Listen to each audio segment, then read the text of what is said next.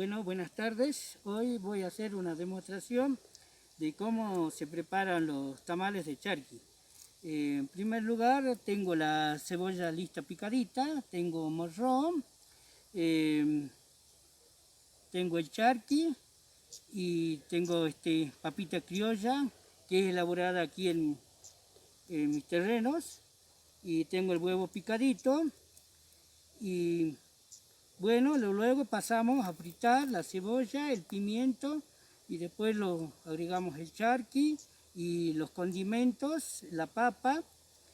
Y una vez terminado de preparar, lo agregamos huevo para comenzar a preparar los tamales.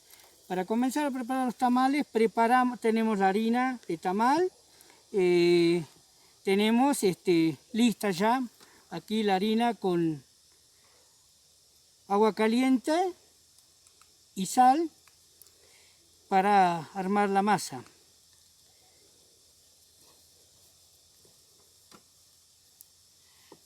Ya tenemos la masa lista, vamos a comenzar a armar el tamal.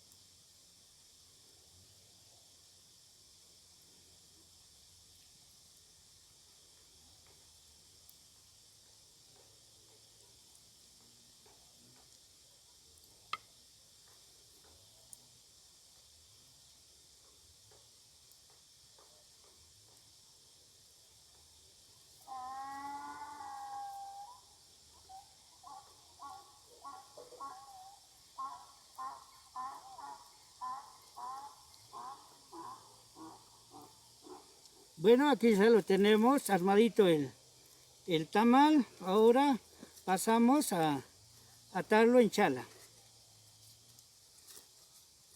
Esta chala, esta harina, todo es preparada en casa.